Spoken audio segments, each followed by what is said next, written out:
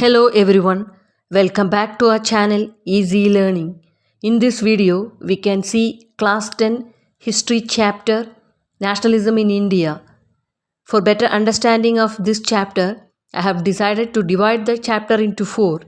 In this part 1 video, we can see meaning of nationalism, impact of First World War on the economic condition in India, the idea of Satyagraha, Champaran, Kheda and Ahmedabad Satyagraha, the Rowlatt Act, Jallianwalabagh incident, the reaction of people and government to the Jallianwalabagh incident, Khilafat issue, why non-cooperation, and stages of non-cooperation movement. First, we can see meaning of nationalism. What is nationalism? Yes, nationalism means a feeling of pride and belongingness towards one's nation.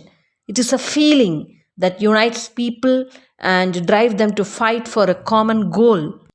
In several colonies, including India, growth of nationalism is intimately linked to an anti-colonial movement.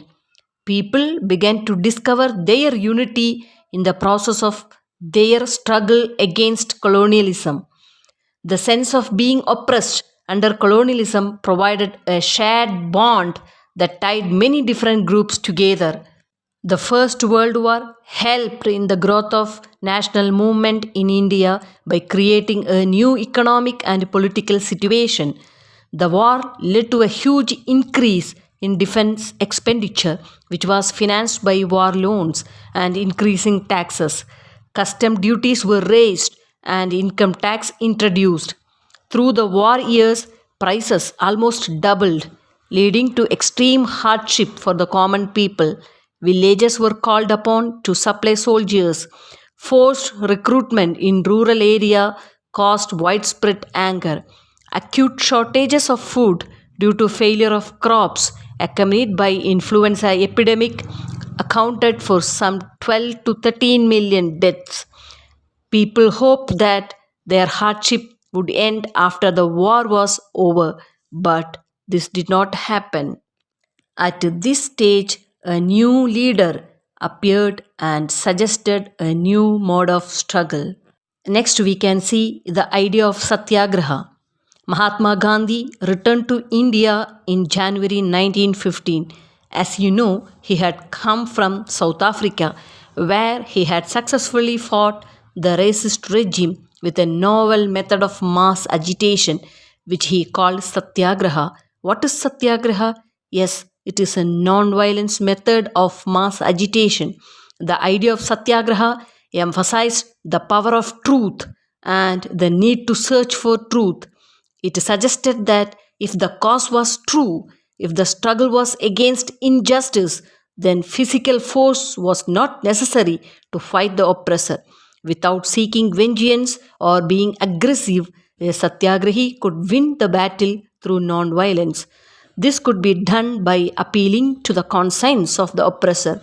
People, including the oppressors, had to be persuaded to see the truth instead of being forced to accept truth through the use of violence.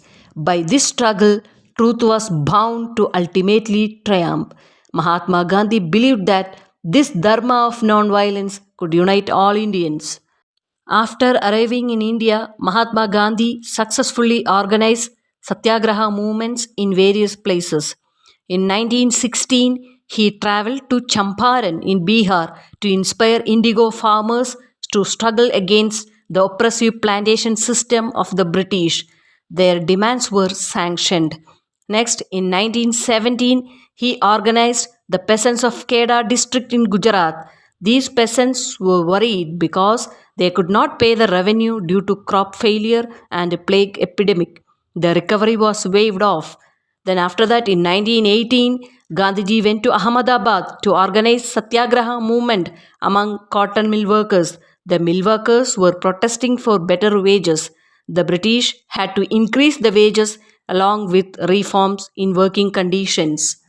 Emboldened with this success, Gandhiji in 1919 decided to launch a nationwide satyagraha against the proposed Rowlatt Act in the year 1919. The Rowlatt Act was passed through the Imperial Legislative Council. The act was blatantly unjust. It gave the government enormous powers to repress political activity. It allowed detention of political prisoners without trial for 2 years. It gave vast powers to the police to search a place and arrest any person without trial.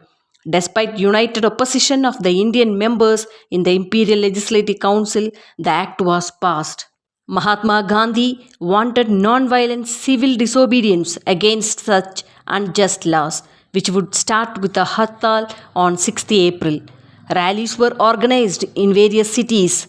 Workers went on strike in railway workshops and shops closed down, alarmed by the popular upsurge and scared that lines of communication such as railways and telegraph would be disrupted. The British administration decided to clamp down on nationalists. Local leaders were picked up from Amritsar, and Mahatma Gandhi was barred from entering Delhi. On 10th April, the police in Amritsar fired upon a peaceful procession, provoking widespread attacks on banks, post offices, and railway stations. Martial law was imposed, and General Dyer took command. Next, we can see the Jallianwalabagh incident. On 13 April, the infamous Jallianwalabagh incident took place.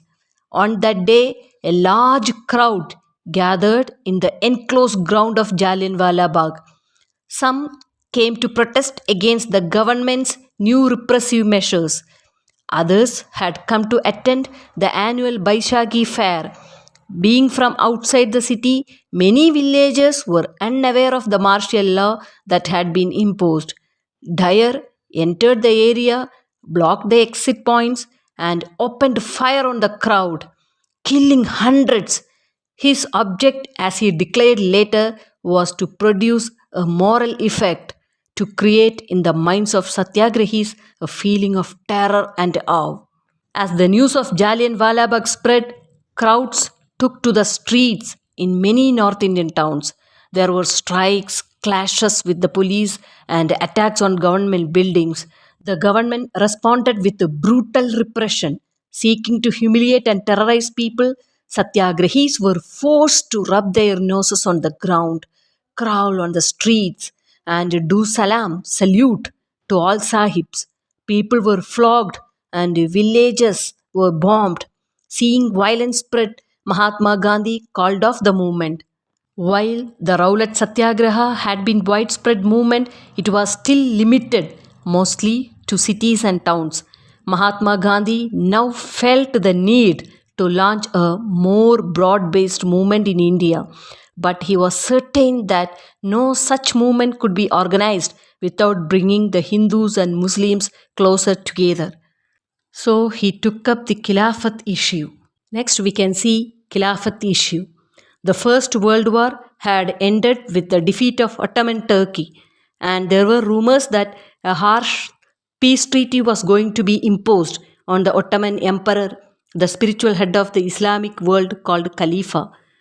To defend the Khalifa's temporal powers, a Khilafat committee was formed in Bombay in March 1919. A young generation of Muslim leaders like the brothers Muhammad Ali and Shaukat Ali began discussing with Mahatma Gandhi about the possibility of a united mass action on the issue. Gandhiji saw this as an opportunity to bring Muslims under the umbrella of a unified national movement. At the Calcutta session of the Congress in September 1920, he convinced other leaders of the need to start a non-cooperation movement in support of Khilafat as well as for Swaraj. Next, we can see the topic why non-cooperation. In his famous book Hind Swaraj, Mahatma Gandhi declared that British rule was established in India with the cooperation of Indians and had survived only because of this cooperation. If Indians refused to cooperate, British rule in India would collapse within a year and Swaraj would come. How could non-cooperation become a movement? Gandhiji proposed that the movement should unfold in stages. It should begin with the surrender of titles that the government awarded and a boycott of civil services, army, police, courts, and legislative councils, schools, and foreign goods. Then, in case the government used repression, a full civil disobedience campaign would be launched. Through the summer of 1920, Mahatma Gandhi and Shaukat Ali toured extensively, mobilizing popular support for the movement. Many within the Congress were, however, concerned about the proposals. They were reluctant to boycott the council elections scheduled for November 1920, and they feared that the movement might lead to popular violence. In the months between September and December, there was an intense tussle within the Congress. For a while, there seemed no meeting point between the supporters and the opponents of the movement.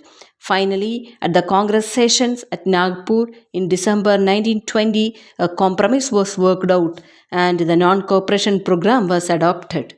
By this, I am concluding Part 1 Nationalism in India. I hope you have understood the topic. In next video, we can see how did the movement unfold, who participated in it, how did different social groups conceive of the idea of non-cooperation. If you have any comments, comment in the comment box. We'll meet you back in next video. Until then, bye.